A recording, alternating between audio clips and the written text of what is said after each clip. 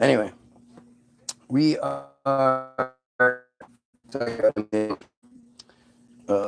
we're actually about the predecessor of MK Ultra, which is Project Artichoke. Don't forget to like, share, and sub this video. Well, don't. I want to say don't like it because that seemingly makes the video not as far-reaching. But I don't know. What do I know? Like, share, and sub it. Appreciate everything you do. If you don't like it, dislike it. I don't care. Just do something. And as always, get your free download, www.the-builderberg, group.com. The link will be in the description after the fact. Again, don't want to do anything that fucks with the feed because it seems to. And there'll also be a link to the Facebook page so you can see our videos. But it's free. Just put 0 in the payment box and blah, blah, blah. You'll figure it out. You're smart. You can donate all the money you want to, though. Don't get that. We appreciate it, but you don't have to. All right, so we're talking about a guy, Paul Francis Gaynor, who is the he was the well, we're talking about his career. So I guess you'll just go from here. If you want to see, the previous video, part 1, we talk all about leading up to this point. So if you want more information, go check that out. I don't want any more of that. That makes my stomach hurt. But here we go. So in 1941, Paul F. Gaynor enlisted in the 28th Infantry Division of the Pennsylvania National Guard. Apparently at 27 years old, because he was born in 1914. And it's strange to think that they would. He was born in 1914. They said he worked at the Pennsylvania Coal Company. So, again, it's just interesting. Following his education. Doesn't say what education, where, did he graduate? What did he, well, he worked at the coal company, so it couldn't have been that prestigious. It couldn't have worked out that well. And then, of course, okay, so this is just interesting. He began active duty in 1943 when he was shipped off to Europe. He took part in the D-Day landings and the liberation of Paris, because all of these characters from the narrative that they give us have these incredible backstories.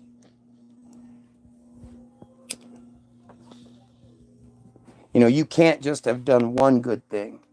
You have to be this polymath who has this crazy story.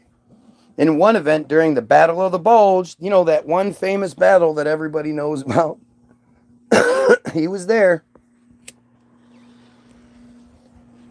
And we're going to find out that he did something incredible. In December 1944, Gaynor, then a captain, killed 8 men. Killed 8 German soldiers while covering the displacement of his company. He killed 50 men. He killed 50 men.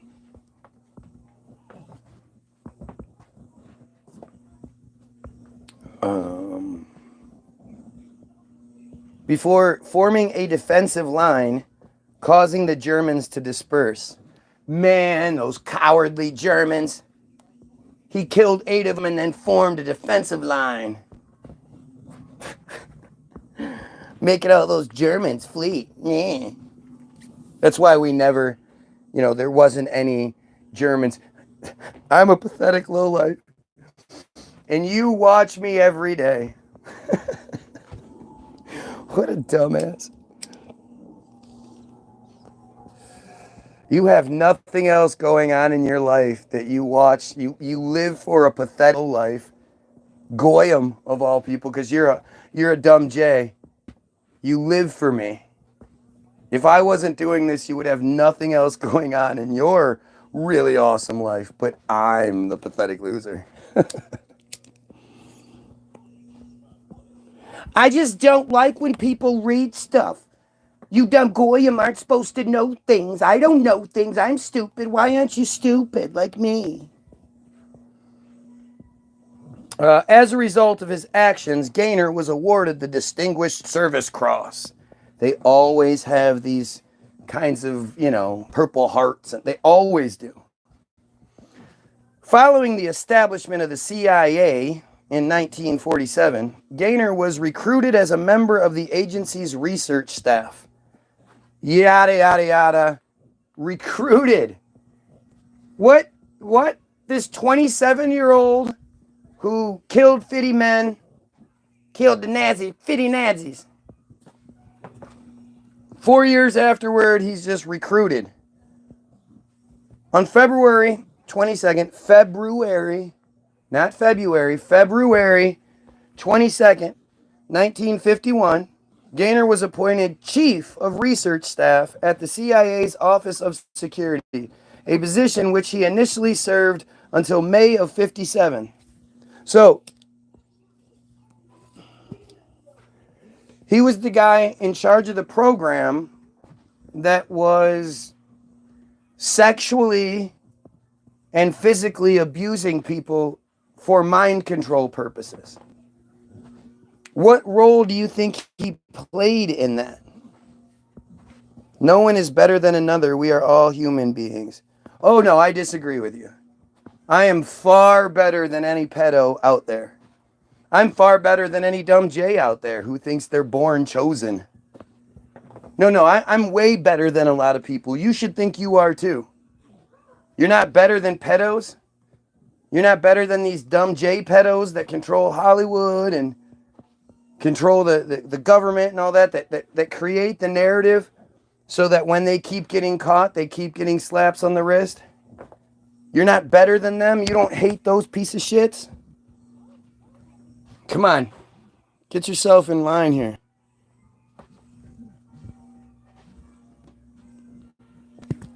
Oh, look. They're proving they know each other. Telling you. It's Team Jorge bullshit. You guys need to look up Team Jorge. Team Jorge Israel. The fact that it's Team Jorge should just tell you right off the bat. It's all about deception. If I say Jorge, you don't think Israeli.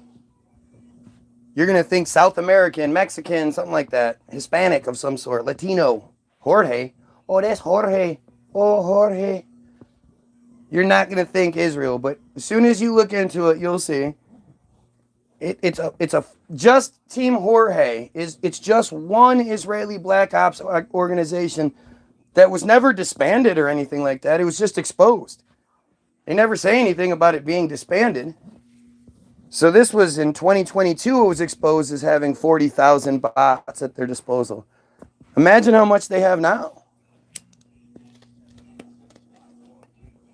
Like, understand that everything I talk about is very well documented and easy to figure out. I'm not some computer scholar here. I'm not cracking any codes and hacking into this, that, and the other. This is 100% just easy to find stuff. Just look it up.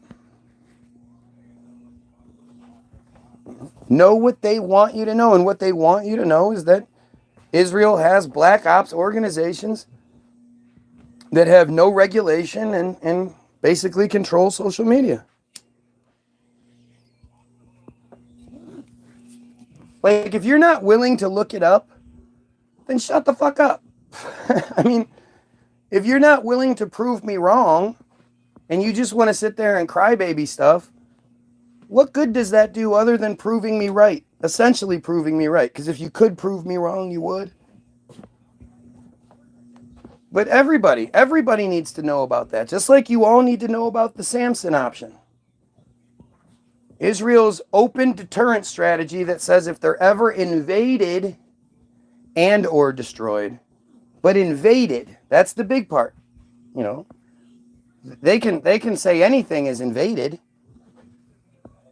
Destroyed is one thing. Invaded, that could be, hey, we feel like this country's invading us. They will launch their nukes in every direction. They openly say it.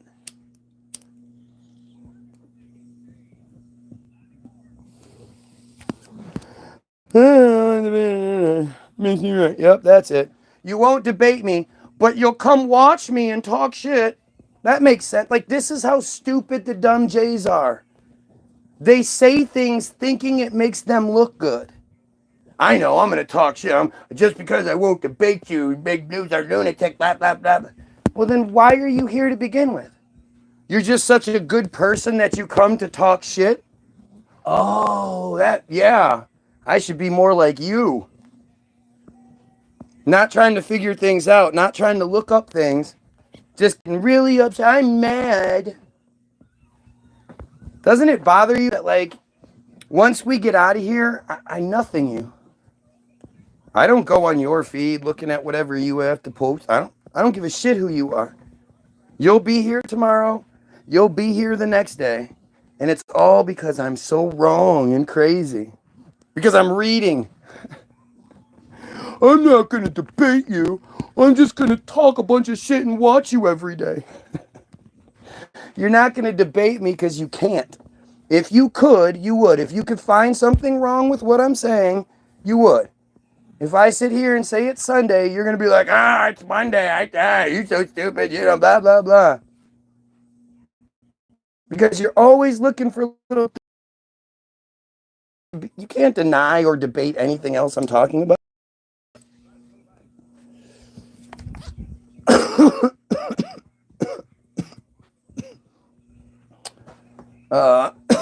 Okay, served until May of 57. During this period, Gaynor and his staff launched a large-scale investigation into homosexual employees in the federal government. Boy, that was a fucking fun thing to be a part of. Gaynor's, quote, fag file was eventually uncovered by one State Department employee, John Montgomery, who allegedly committed suicide as a result. He committed suicide as a result of finding this guy's secret file? This is what I'm always talking about, guys. Like, this is your real life history. This is the real life shit that they want you to know. It's not all of it. It's not complete by any means. A lot of it's probably not even true. But this is what they want you to know. They want you to know that this guy somebody discovered the secret file, this guy called the F file. I don't want to say it a bunch of times and give desperate people something. He's the head of the agency. He's the chief of research staff at the CIA's Office of Security. And he has a secret file on the gay people that work for the government. And the guy that found that secret file, the narrative is that he committed suicide because he found the file. Do you realize how fucking stupid that is? Like, this is where it's all you have to do is look. You don't have to go into the conspiracy side of things. You don't have to go into Alex Jones nonsense. You don't have to go into, the lizard people. I'm telling you, if you just take the lizard aspect out of it and instead you say it's the J people, everything fits. The only thing that's not there is the like literal shape-shifting. But figurative shape-shifting, well, they're very good at that. We just watched the movie Be Cool the other day. And the like hip hop producer is this J guy, this goofy J guy who's like, yo, what's up? And he tries to pretend to be something he's absolutely not.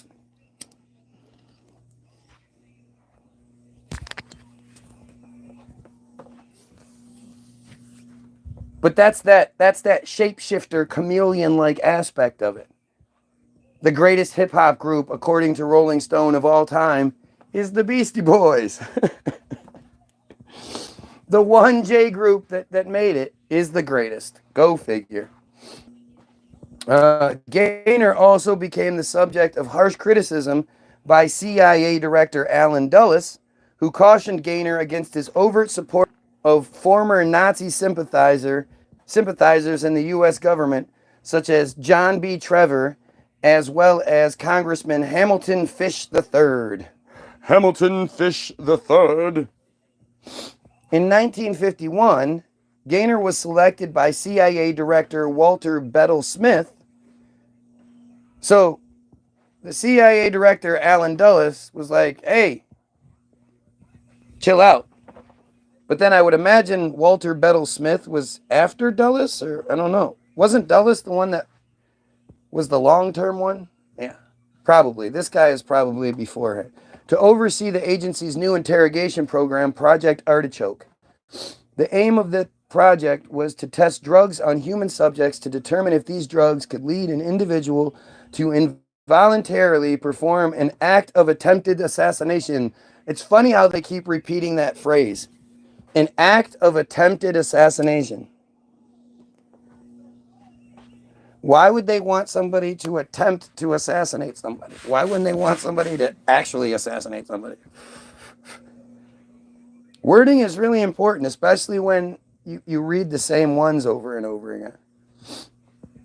Gaynor was chosen in part due to his experience as an interrogation officer during the war, as well as the CIA's desire to collaborate with the armed forces for the project. Now think about it.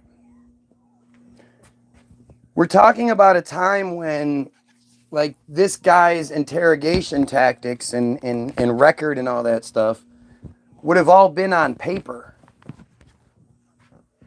So the idea that paperwork was kept from this overseas guy in in Europe doing interrogation stuff, and then that paperwork made it to the desk of this, and they it's just interesting how these narratives work out. And when we're talking about the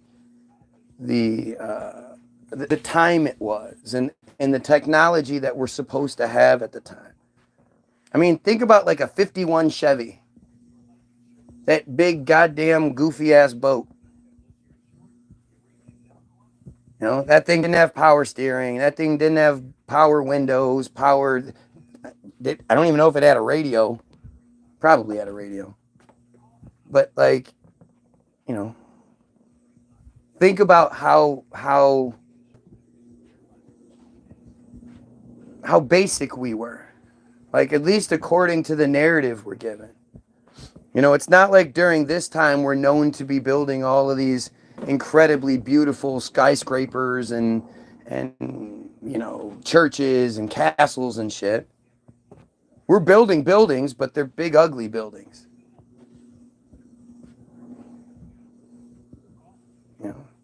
And of course, there's literally no documentation of so much of it. But when you look at, like, we had black and white TVs, big, huge TVs, big tubes, and just the picture was terrible, and computers, if they were, like, the computers that did exist took up entire rooms just for basic, calculations, apparently, supposedly. While at the same time, I mean, this is 51, so we're also developing nuclear-powered submarines.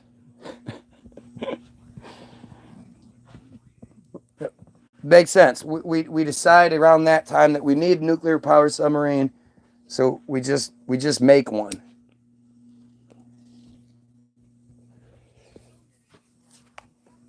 These people that barely, we barely can fucking fly and shit. Passenger planes had propellers, and like, it's just so silly to think about it. And while all of this really basic version of us is existing, this Leave It to Beaver version of us is existing, the government is making nuclear submarines. They're perfecting mind control. Like, there's so much of this that's just really pretty interesting.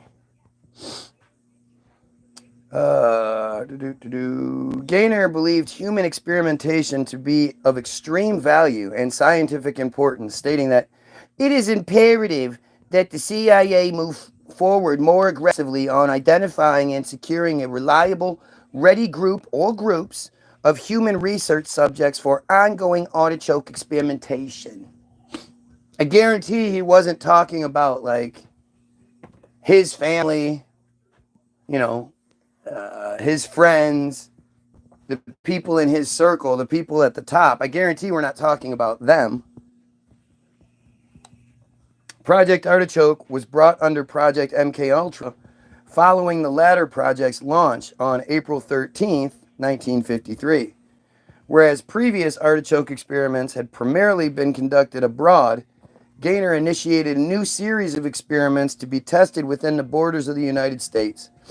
Gaynor also proposed the establishment of fake left-wing organizations run by the CIA to intercept undesirable aliens to be used as subjects for MKUltra, and approved of a plan to recruit over 4,000 military personnel serving court-martial sentences in federal prisons to be experimented on.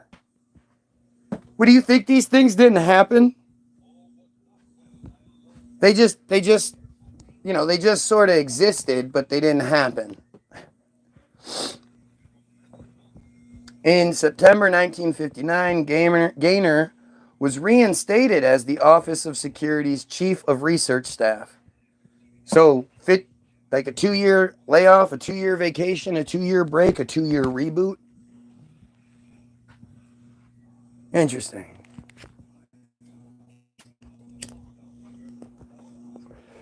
I wonder what he did during that 2 years. Or, we say 2 years, but it could have been, okay, so it was September of 59.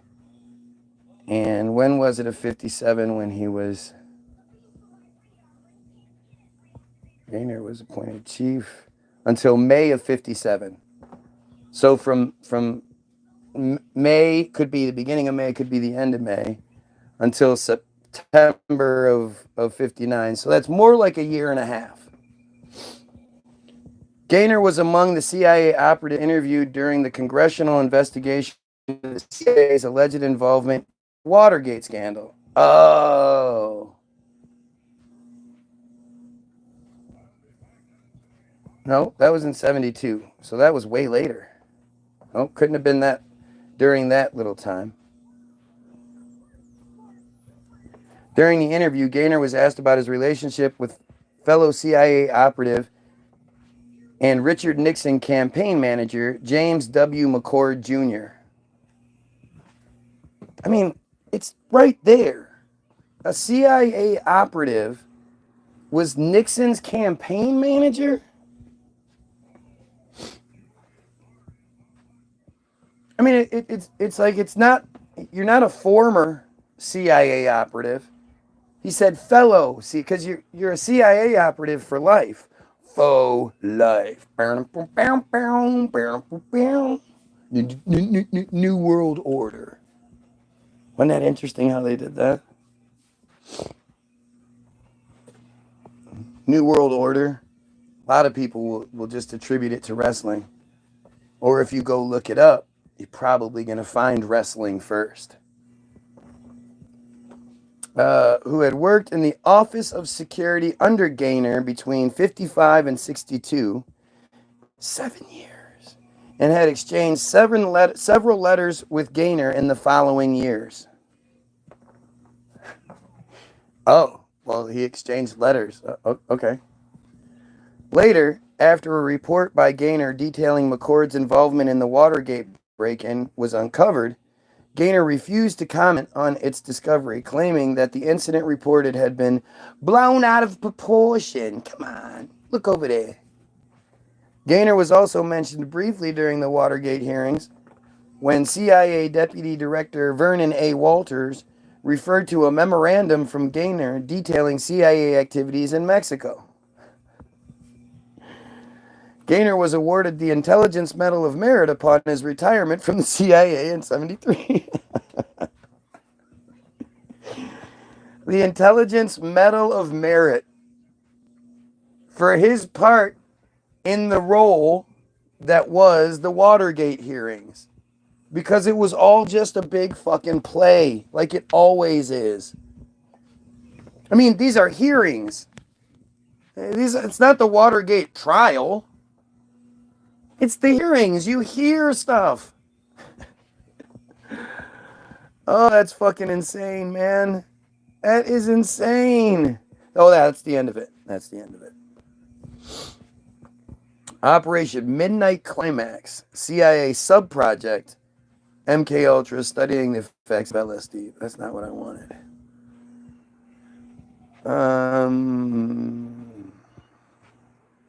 That's interesting, huh? That's the end of Paul Gaynor. That's all we get. So let's go back to Project Artichoke. Project Bluebird. That's the one we need to look up, right? Here, we're back on MK Ultra. So Project MK Ultra was preceded by Project Artichoke. It was organized through the CIA's Office of Scientific Intelligence and coordinated with the United States Army Biological Warfare Laboratory. The program engaged in illegal activities, including the use of U.S. and Canadian citizens as unwitting test subjects.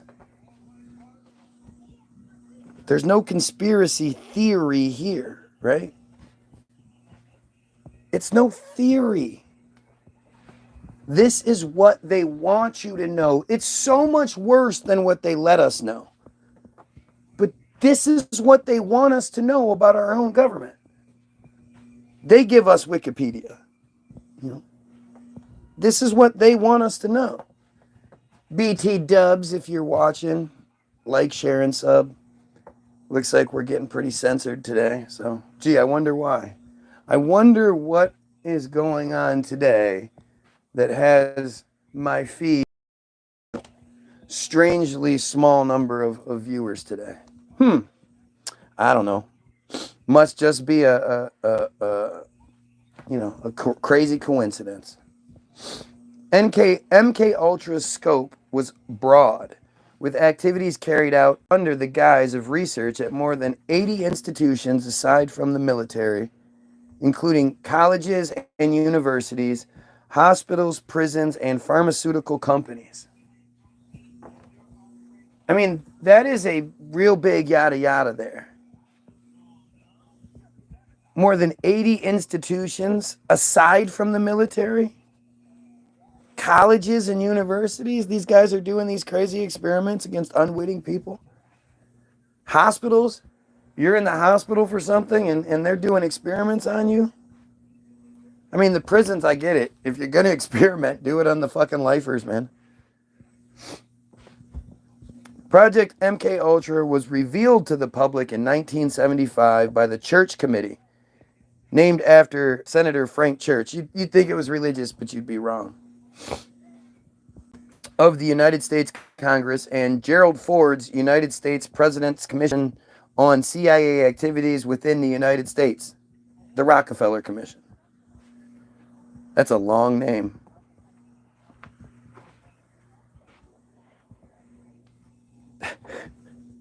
Investigative efforts were hampered by CIA Director Dick Helms' order that all MK Ultra files be destroyed in 1973. Why?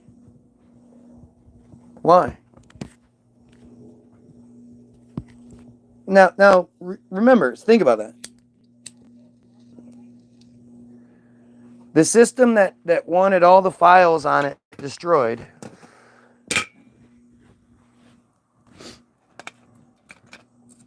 it didn't go anywhere. I mean, they just changed their name and shit. MK Ultra still exists, and you'll see that in a minute. But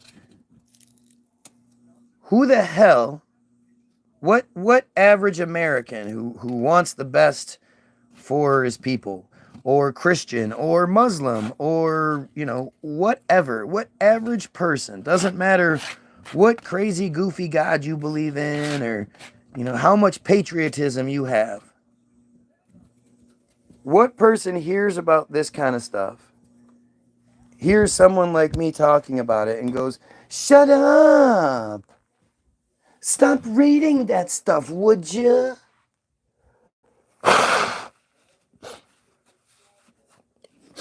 I don't want to know about it. Nobody else should be knowing about that stuff. That stuff is private. Stop talking about it. Who's going to do that? How many of you out there don't think that this kind of information should be known by the public?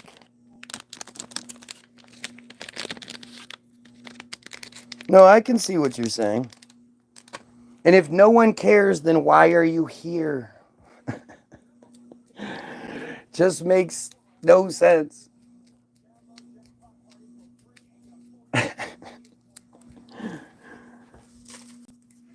I mean, think about that shit.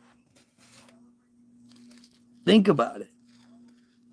How many people really don't care about the fact that the CIA is engaged in manipulating society, whether they like it or not? Unwitting, all sorts of unwitting slaves, unwitting people that have been kidnapped or,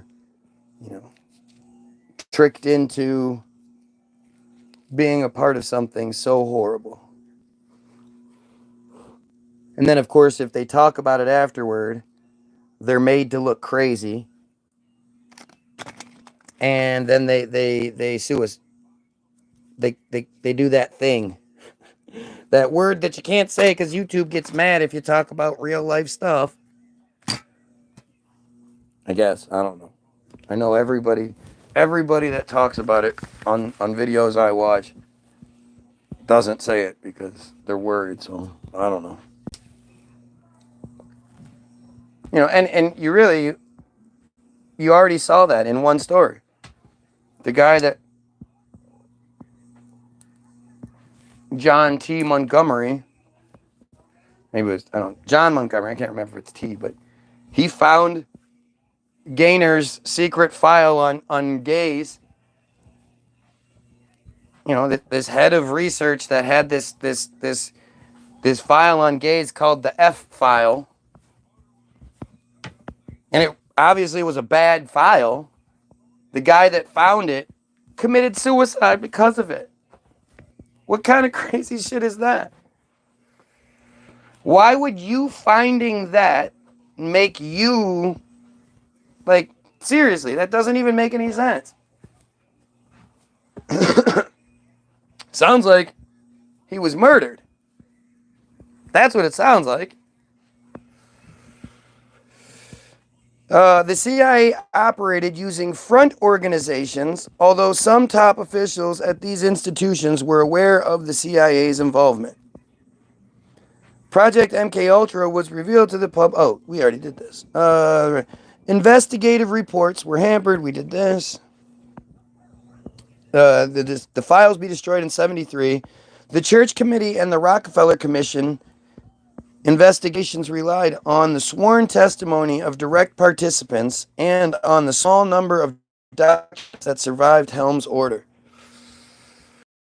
Think about that. Who doesn't care about this? And if you don't care about it, why wouldn't you just leave? Why would you want me to stop talking about it? Why would you want me to start? If I'm so bad, why do you want me to start talking about something else? I'm only talking about this because I'm trying to reiterate to the real people watching that clearly Team Jorge and the Israeli bots that the CIA kind of shit, they're trying to interfere because nobody in their right mind is going to, any real person hearing this is going to be like, what the fuck? Wait, tell me more. Real people would want to know more. There's only one group that's going to tell us to stop educating ourselves, and that's the Jays. So again, in 1977, a Freedom of Information Act request uncovered a cache of 20,000 documents relating to MKUltra, which led to Senate hearings. Some surviving information about MKUltra was declassified in 2001. During the early 40s, well, that's a big jump, Nazi scientists were working in the camps of Auschwitz and Dachau during World War II, conducted experimentation on human subjects. So we're told. It's funny how You're told about this narrative by the Jays, that it was done to the Jays, and oh, it was these human experimentation, and they wanted to make, she wanted to make gloves out of my skin because I had such perfect skin. They were making lampshades out of people's skin. You hear all these bullshit narratives. And it's supposed to be like, oh my God, I can't believe this happened. Here, let us give you a country and then give you billions, $3.8 billion a year. Oh my God. Yeah, you have the right to defend yourself. No one else does. And by defend yourself, you mean like aggressively kill people. Innocent women, children, civilians of all kinds. Just kill them like they're fucking piece of shit dogs. You're dropping bombs from planes, American-made bombs from American-made planes. Like, that's totally okay. You guys are allowed to do that. Because look what happened to them. They were experimented on. You're literally hearing about how at the same fucking time we're doing the same shit here. The Japanese internment camps were the exact same thing. They were work camps. They were housing. You don't build camps for people that you plan on killing that have heat, running water, electricity. They have their own money. They have theater groups and soccer teams that play each other. Different camps have different teams that play each other. You don't do that for people you're trying to kill. It's just not. Use your common sense, people. Don't just sit here and let the narrative talk for you. Use your common sense.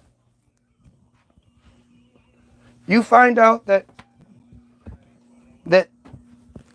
they want you to wear a badge around your arm or pinned to your shirt identifying your people, and your people keep disappearing. Are you going to continue to wear that badge? I have to be proud of the blah. Being proud of being Jay is more important than my family's survival. Are you kidding me? Who thinks that way? That's fucking stupid. It comes down to me being killed, my family being killed. You're a Christian, right? I'd be like, fuck yeah, our Father who blah, blah, blah. And, whatever you need me to say, I'm going to say it to get the fuck out of there. Who wouldn't? Why would you be tricked into some stupid, foolish pride? This is stupid. This is so stupid.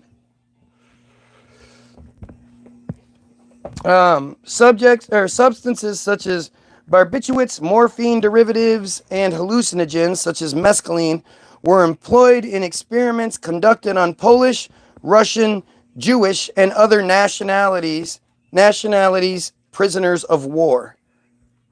Other nationalities prisoners of war. So, nationality, right? Polish is a nationality. Russian is a nationality. Jewish is not a nationality. No matter how they try to lump it in with it's not a nationality. It's a choice. It is a choice. If you don't want to be it anymore, you don't have to be. Yes, there are people that have a look to them, and there is an ethnic aspect of it. But at the same time, you put a lot of those people next to Arabs from the same region, and you get the same look. But saying that that's a national, that's just a flat out lie. A flat out lie is right there. That is not the same thing as being Russian or Polish. Because you know what? Russian or Polish Jews refer to themselves as that. They are Russian Jews. They are Polish Jews. Claiming that nationalities, that's what I wanted to look at today. So,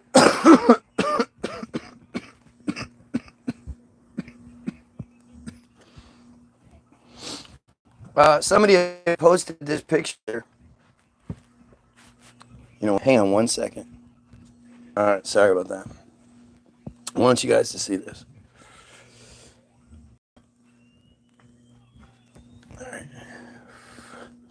So this is a seriograph, and it's supposedly from the 1906 Louisiana Purchase World's Fair, right? Okay. This is from 1906. Can't really see it, can you? Oh, there you go. Now, a lot of people are going to be like, look at all those crazy buildings. And I agree. Look at all those crazy buildings that were in Louisiana in 1906. Who the hell built that? It's definitely not paper mache. But what's even crazier to me is, what fucking flag is that? Why is that the only flag that shows up? But what fucking flag is that?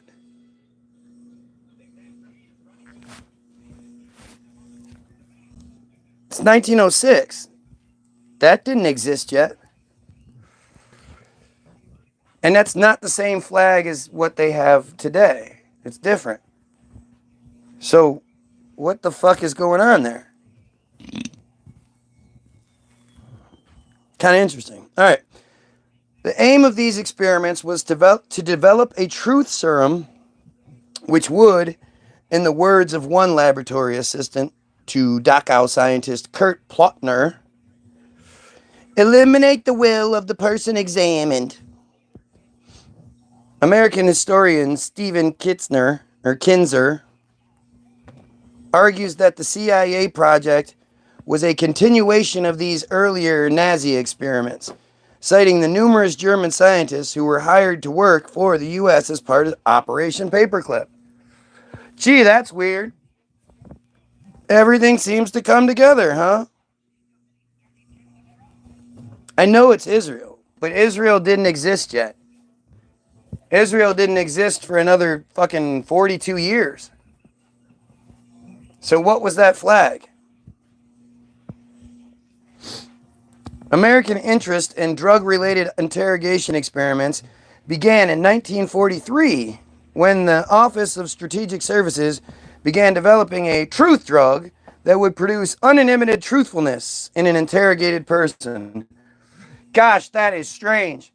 At the exact same time, across the continents, not at all working together. It is not all one big government, and it is all just a trick, trick on us.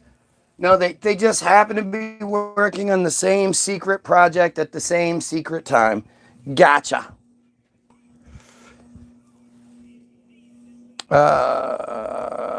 Uninhibited person. 1943, when the Office of Strategic Services began developing a truth drug that would produce uninhibited truthfulness in an interrogated person. In 1947, the United States Navy initiated Project Chatter, an interrogation program which saw the first testing of LSD on human subjects.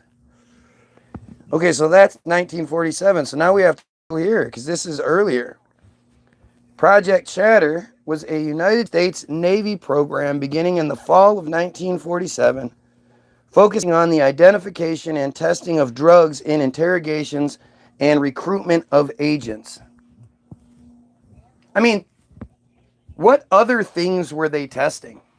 What other drugs did they use? I mean, until they got the recipe right, think about how many people they made go crazy. They melted their brains or whatever.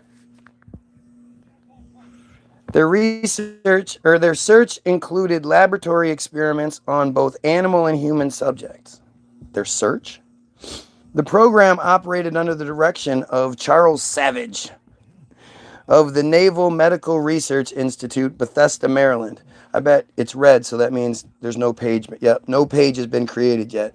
You want to click on that? Oh, well, click on it. There's no page created. Then why would it even be there? When there's no page for it, they usually just leave it.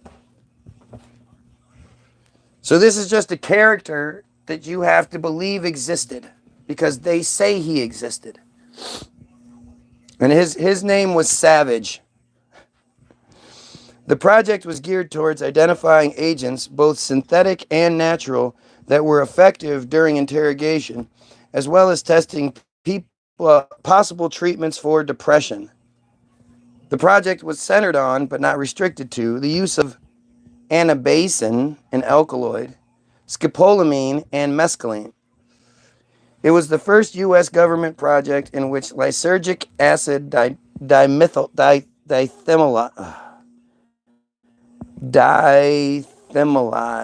I think I said that right, was used on dithylamide. There it is. Dithylamide. There it is. Was used on human subjects. The Navy ended the project in '53 when its experiments were merged with Project MK Ultra. And that's the end. See also, that's it. That's all you get for that. Let's see. Lysergic. LSD is a potent psychedelic drug that intensifies thought, emotions, and sensory perception, often referred to as acid or Lucy. Never heard anybody refer to it as Lucy. Is that a new thing? I mean, I know there's Lucy in the Sky with Diamonds, but I thought that was just an LSD joke, like Lucy, Sky, Diamonds, right? I never heard anybody refer to it as Lucy. LSD can cause mystical, spiritual, or religious experiences at higher doses. It primarily induces visual and auditory hallucinations. While LSD does not cause physical addiction, it can lead to adverse psychological reactions such as anxiety, paranoia, and delusions. Additionally, it may trigger flashbacks, also known as hallucinogen persisting perception disorder, HPPD, where individuals experience persistent visual distortions after use. You still see trails, I guess. Wow. The effects of LSD begin within 30 minutes of ingestion and can last up to 20 hours, with most trips averaging 8 to 12 hours. It is synthesized from lysergic acid, commonly administered via tablets of blotter paper, or by tabs of blotter paper. LSD is mainly used recreationally or for spiritual purposes. As a serotonin receptor agonist, LSD's precise effects are not fully understood, but it is known to alter the brain's default mode network, leading to its powerful psychedelic effects.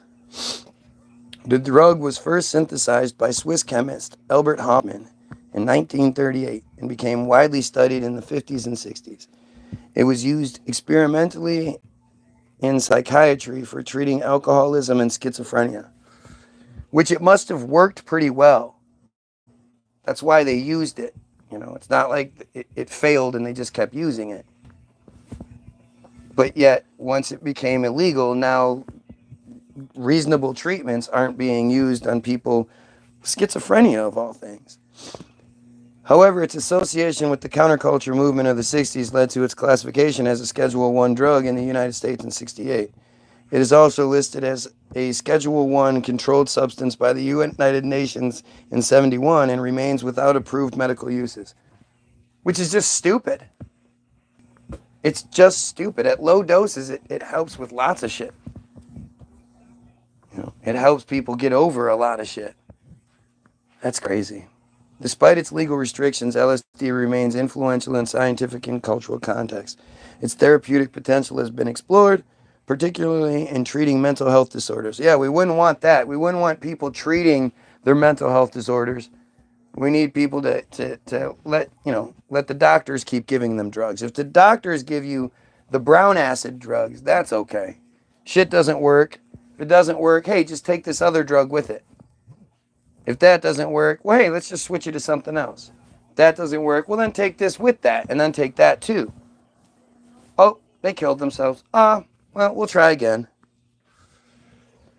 As of 2017, about 10% of the people in the United States had used LSD at some point, with 0.7% having used it in the past year. Usage rates have risen with a 56.4% increase in adult use in the U.S. from 2015 to 2018.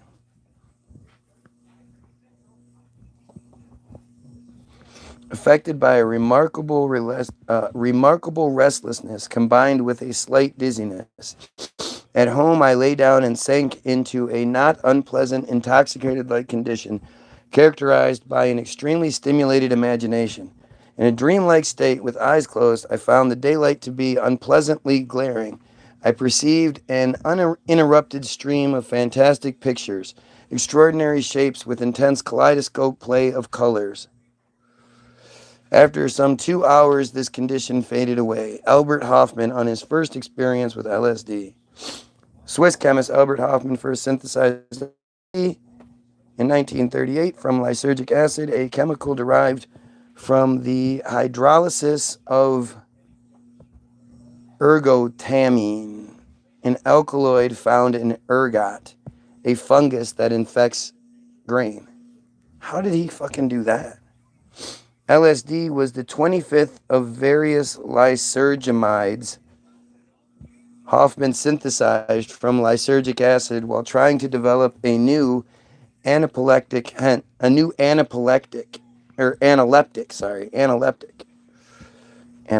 what's that? In medicine is a central nervous system stimulant. He was trying to make a central nervous system stimulant? I mean, what was he? Was he just some guy who, was he a chemist in 38? Think about that. Like, where did he work? How did all that work out? How were all these chemicals shipped around the country, the world, back in those days? Hence the alternative name LSD-25. Hoffman discovered its effects in humans in 43 after unintentionally ingesting an unknown amount, possibly absorbing it through his skin. LSD was subject to exceptional interest within the fields of psychiatry in the 50s and early 60s, with Sandoz distributing LSD to researchers under the trademark name Delicide, or Delicid, in an attempt to find a marketable use for it. During this period, LSD was controversially administered to hospitalized schizophrenic autistic children with varying degrees of therapeutic success. So, think about that. If they were secretly giving it to kids, autistic and schizophrenic people, in the 60s, and it was getting even some success, why didn't they just sink millions of dollars into that research then? We might have had a cure by now, or at least a treatment protocol that could actually help these people. Because right now we don't. You start giving people shit like Depakote, and they're going to pizza when they're supposed to French fry. And if you pizza when you're supposed to French fry, you're going to have a bad time.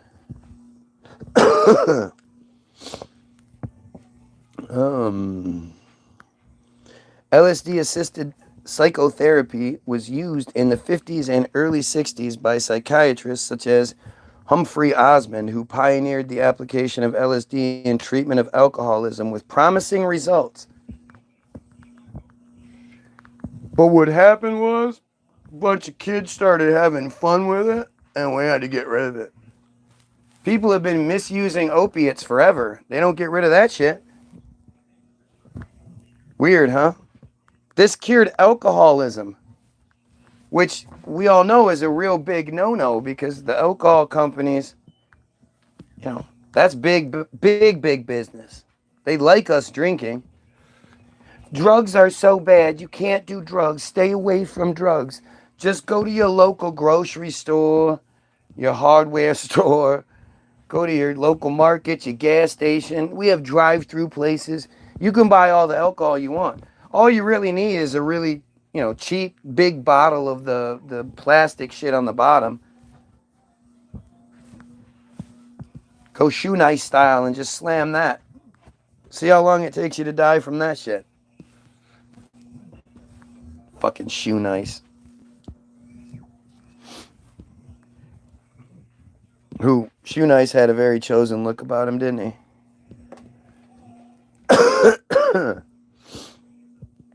Osmond coined the term psychedelic, literary mind manifesting, as a term for LSD and related hallucinogens, superseding the previously held psychotomimetic, psychotomimetic,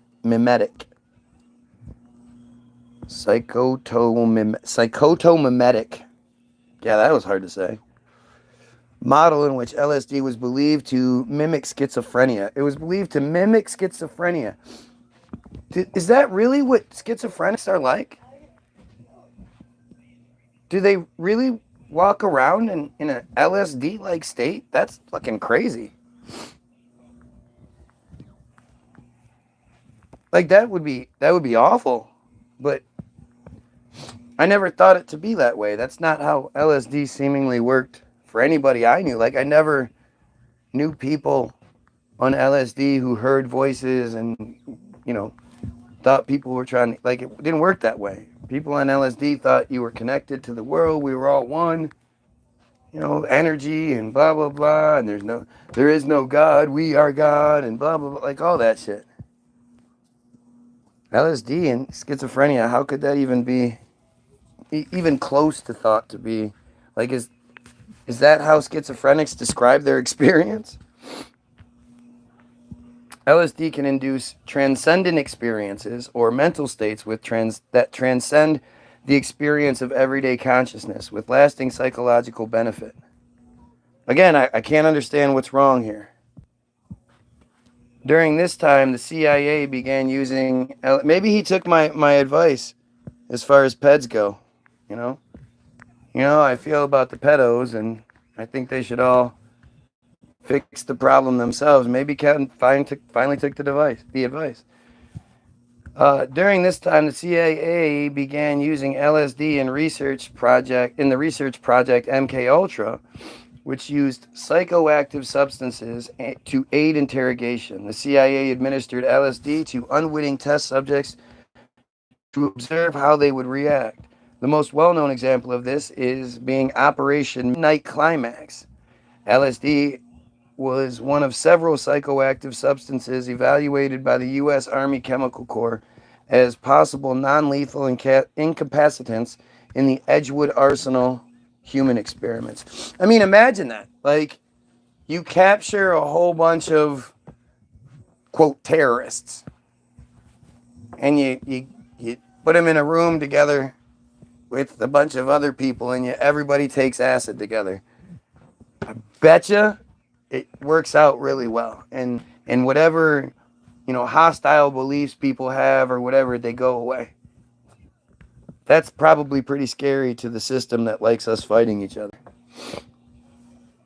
To the Jays who want us fighting each other so we don't focus on them. In the 1960s, LSD and other psychedelics were adopted by and became synonymous with the counterculture movement due to their perceived ability to expand consciousness. I mean, if that wasn't the case, then why would everyone believe it? This resulted in LSD being viewed as a cultural threat to American values and the Vietnam War effort. Right. That was why people were like, hey, we should stop killing each other. We're all brothers and sisters here. You know, like it's right here. And was designated a Schedule I, illegal for medical as well as recreational use, substance in 1968. It's crazy to think that the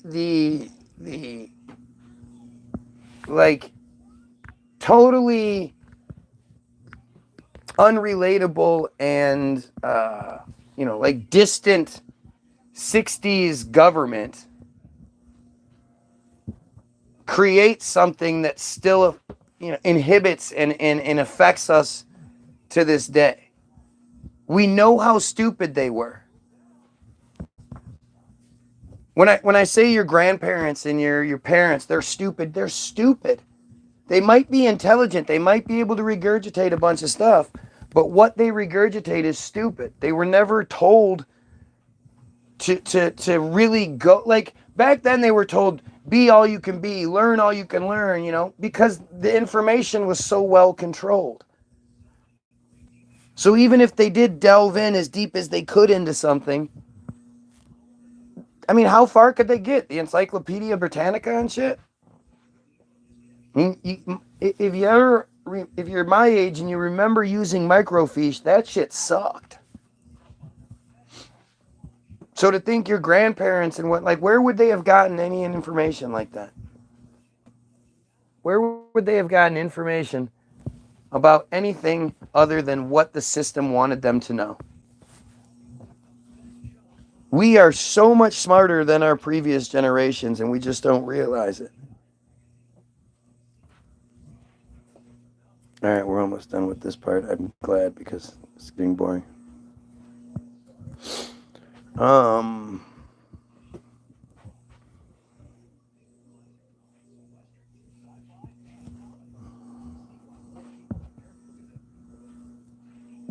In the 60s, there was a counterculture movement, more effort. Substance in 68. It was listed as a Schedule 1 controlled substance by the United Nations in 71 and currently has no approved medical uses. It did back then, but not anymore.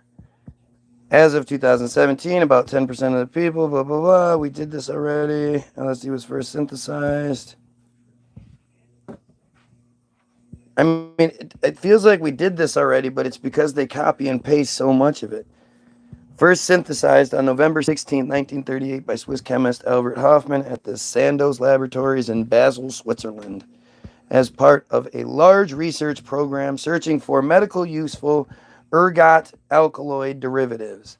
The abbreviation LSD is from the German, lysergia dimethylide. It's one word. LSD's psychedelic properties were discovered 5 years later when Hoffman himself accidentally ingested an unknown quantity of the chemical. The first intentional ingestion of LSD occurred on April 19, 1943, when Hoffman ingested 250. It's a U with a line going down on the left side of it. It's like a backwards Y almost. It just looks weird. UG of LSD. UG stands for microgram. Okay, that's a microgram. Why not MG? He said this would be a threshold dose based on the diagnosis of other ergot alkaloids. Hoffman found the effects to be much stronger than he anticipated. Sandoz Laboratories introduced LSD as a psychiatric drug in 1947 and marketed LSD as a psychiatric panacea,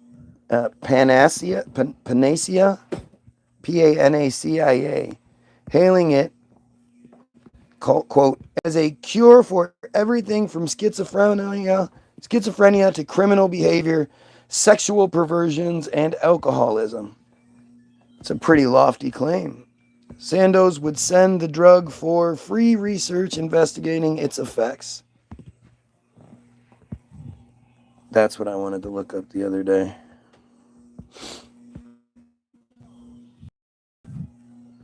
Hang on.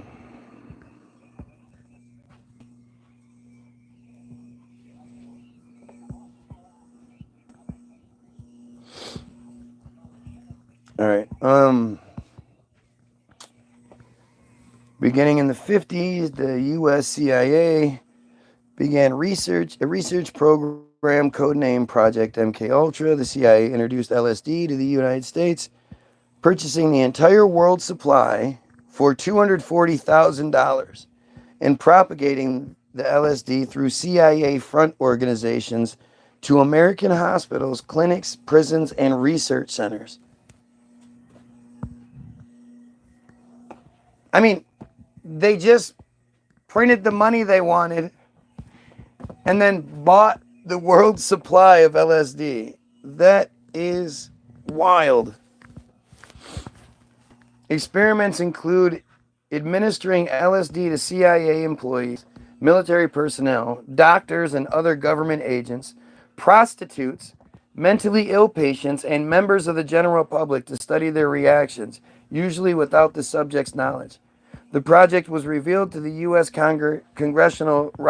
revealed in the U.S. Congressional Rockefeller Commission report in 1975. In 1963, the Sandoz patents on LSD expired, and the Czech company Spofa began to produce the substance. Sandoz stopped the production and distribution in 1965. Why? Just because they lost the patent didn't mean they couldn't make a shit ton of money on it. Several figures, including Aldous Huxley, Timothy Leary, and Al Hubbard, had begun to advocate the consumption of LSD. LSD became critical to the counterculture of the 60s. In the early 60s, the use of LSD and other hallucinogens was advocated by new proponents of consciousness expansion such as Leary, Huxley, Alan Watts, and Arthur Koestler, who, again, these are all just agents. And according to L.R. Vesley, they profoundly influenced the thinking of the new generation of the youth.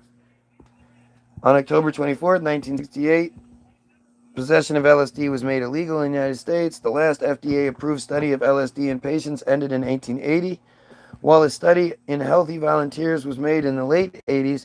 Legally approved and regulated psychiatric use of LSD continued in Switzerland until 1993. In November of 2020, Oregon became the first United state to decriminalize possession of small amounts of LSD after voters approved ballot measure 110. Didn't know that. That's fucking crazy. But that was, that's Project Chatter. We couldn't get anywhere with Project Chatter, so we have to go back to MK Ultra, which would mean it's just, we're going to have to come back to MK Ultra tomorrow. So, go get your free download. Link is in the description. Link to the Facebook page is there too. It's free to download. Just put the 0 in the payment box. Everybody have a great day, and pedophiles.